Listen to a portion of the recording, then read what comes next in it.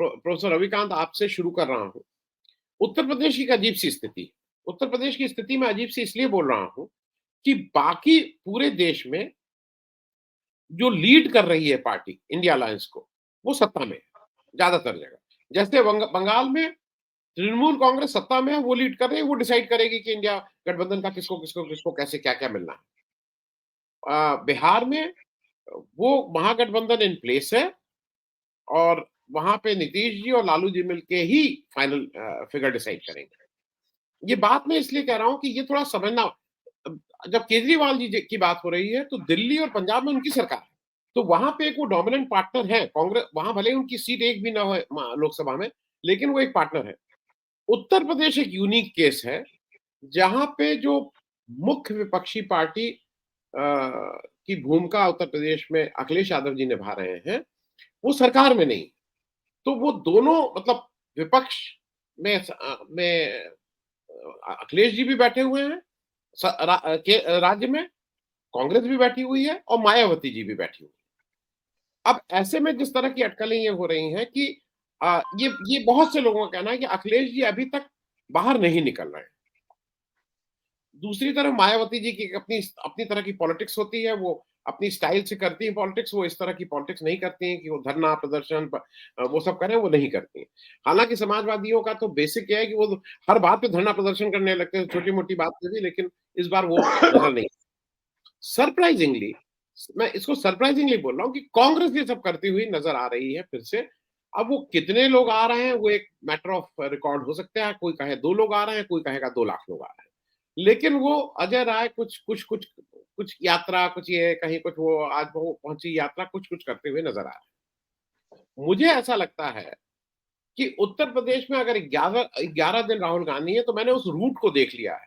राहुल गांधी अखिलेश यादव का जो गढ़ है उसपे नहीं जा रहे हैं, वो बिल्कुल निकल जा रहे हैं। वो इटावा, मैनपुरी, उस फिरोजाबाद, उस इलाके को बिल्कुल छोड़ दे रहे हैं और वो बरेली, मुरादाबाद उस इलाके को कर रहे हैं और ठीक भी है। लखनऊ से वो चल रहे हैं तो फिर उस इलाके को कवर कर रहे हैं। ये बात मैं इसलिए कह रहा हूं कि उत्तर प्रदेश में अभी भी बहुत चीजें क्लियर नहीं हुई हैं कि मायावती जी अल्टीमेटली इधर आएंगे कि नहीं आएंगे, क्योंकि ये इलेक्शन सर्वाइवल का भी है। और प्रोफेसर रविकांत साहब, एक चीज जो जो प्रश्न है आपसे, ये एक ऐसा इलेक्शन और ऐसा मैच है जिसमें केवल कांग्रेस या केवल सपा या केवल तृणमूल को ही नहीं, इंडिया अलायंस के हर पार्टनर को परफॉर्म करना होगा, उसको रिजल्ट देना होगा। इंडिया अलायंस के सारे पार्टनर बहुत अच्छा कर लें, कांग्रेस टाइम फिर से हो जाए तो ये बिल्कुल मैच बेकारी हो गया। कांग्रेस ने कई सेंचुरी मार दे और बाकी लोग ना कर पाए तो ये भी। तो मुझे ऐसा लगता है कि जो इसके प्लेइंग 11 या 28 हैं, जो प्लेइंग 28 प्लेयर हैं, उन सबको अपना परफॉर्मेंस पूरा करना होगा। अब एक तैयारी जरूर करनी होगी कि अगर कोई प्लेयर लास्ट मिनट पे रिटायर्ड हर्ट हो जाता है या विड्रॉ हो जाता है या तो उसका रिप्लेसमेंट कैसे होगा। मुझे ऐसा लगता है कि 11 दिन की जो यात्रा उत्तर प्रदेश में है, वो उसको दिमाग में रखते हुए अखिलेश यादव जी ने की है कि जमीन तो कम से कम तैयार कर लो।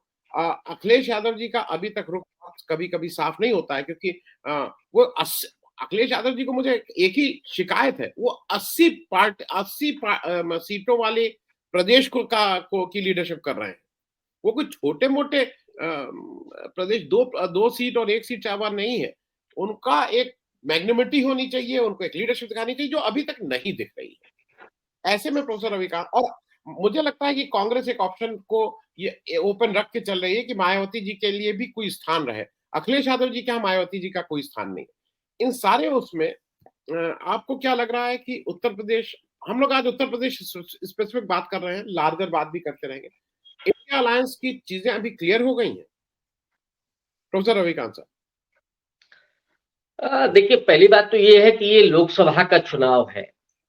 इसलिए उत्तर प्रदेश का जो सियासी गणित है, जिसको हम लोग पिछले विधानसभा चुनाव के हिसाब से देखते हैं, उसमें भी थोड़ा फर्क करना पड़ेगा। अगर आप पिछले विधानसभा चुनाव को देखें तो कांग्रेस पार्टी के पास केवल 2.33% वोट है।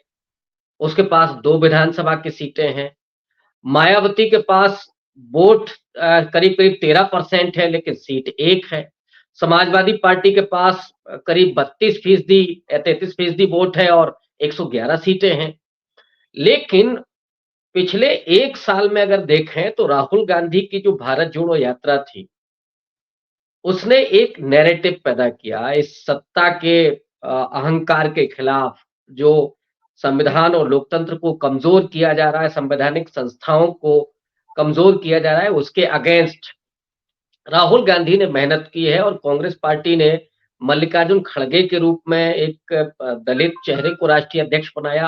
हालाँकि उनको सिर्फ दलित कहना ठीक नहीं है, लेकिन फिर भी चूँकि भारत में जाति की राजनीति होती है, आइडेंटिटी पॉलिटिक्स होती है, इसलिए डेफिनिटली कि उस चेहरे का भी इस्तेमाल कांग्रेस पार्टी कर रही है।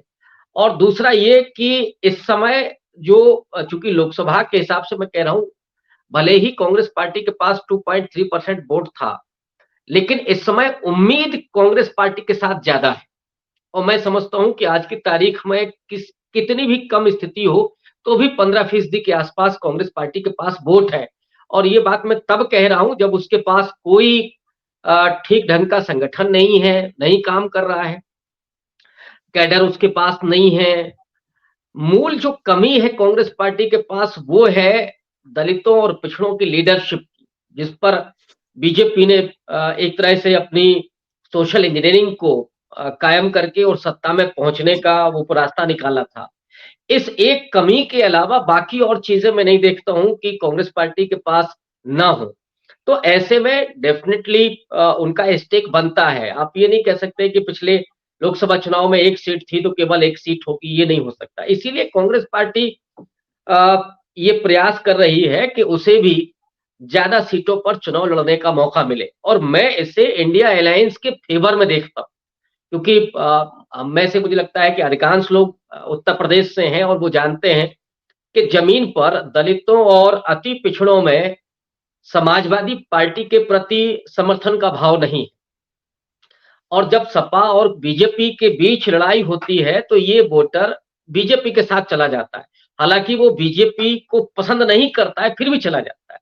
कांग्रेस पार्टी को अगर ज्यादा सीटें मिलती हैं तो इन दो समुदायों का, अति पिछड़ा और दलित, इन दो का समर्थन इंडिया अलायंस को बड़े पैमाने पर मिल सकता है। तो एक तरह से इंडिया अलायंस के ही फेवर में होगा ये डिसीजन। इसमें जिद करना कि समाजवादी पार्टी 60 सीटों पर चुनाव लड़े, मुझे लगता है कि वो तो आत्मघाती कदम हो सकता है। अब मान लीजिए कि आप शहरी सीटों पर चुनाव लड़ रहे हैं, तो शहरी सीटें तो बीजेपी के पक्ष में जाती हैं, उनका जनाधार वहां पे ज्यादा है, तो वहां पे उस तरह से समाजवादी पार्टी के लड़ने का कोई मतलब नहीं बनता। अगर वहां कोई चुनौती दे सकता है तो कांग्रेस पार्टी ज्यादा दे सकती है, जो मुझे लगता है। हालांकि बीजेपी को उस तरह से चुनौती देना शहरी क्षेत्रों में थोड़ा कठिन भी है।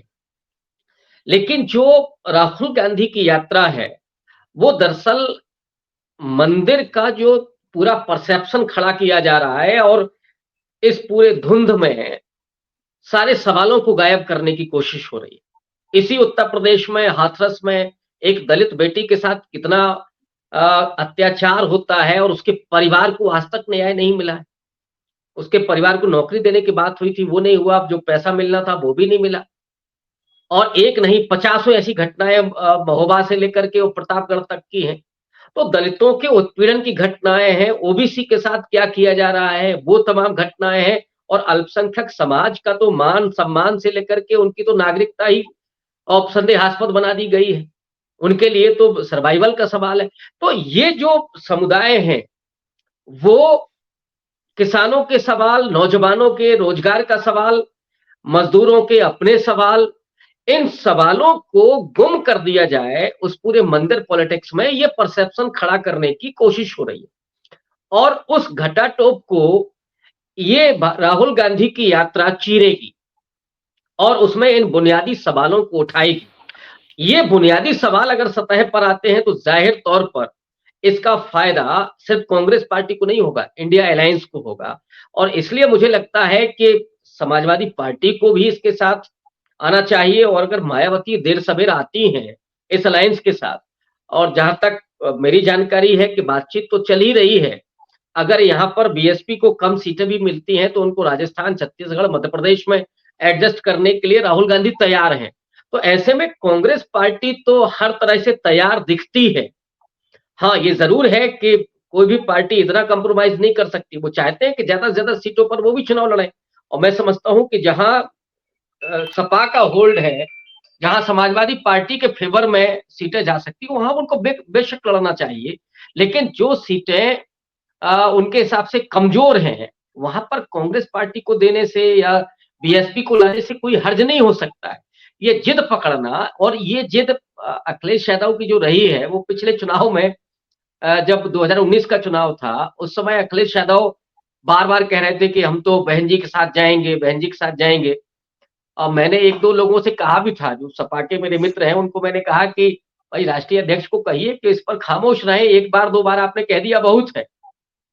वरना मायावती की पॉलिटिक्स को आप ठीक ढंग से जानते नहीं हैं।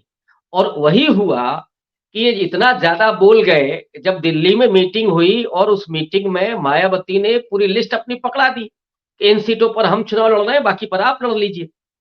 अब अखिलेश यादव वहाँ कुछ नहीं कह पा रहे, क्या कहते? क्योंकि 50 बार तो बोल चुके थे कि हम मायावती के साथ चुनाव लड़ेंगे। आप अगर बाहर आते तो भी कुछ नहीं हो सकता था, संभावना नहीं थी कि आप गठबंधन तोड़ देते उस समय। तो उसमें लॉस हुआ सपा को। अब इस समय ये जिद पकड़ना कि नहीं साहब हम बीएसपी के साथ नहीं आएँगे, बाहर चले जाएँगे, ये भी ठीक नहीं है।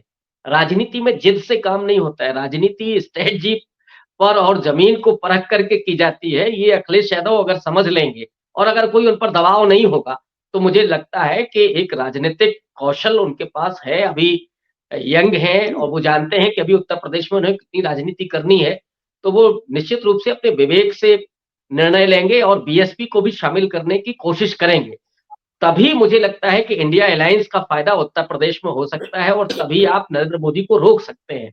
क्योंकि उत्तर प्रदेश ही है वो जो दिल्ली को तय करता है। तो आप चाहें तो नरेंद्र मोदी को यहाँ रोक दें, या यहाँ अगर आपने वॉकओवर दे दिया, तो फिर मोदी को रोकना मुश्किल है। जी, जी।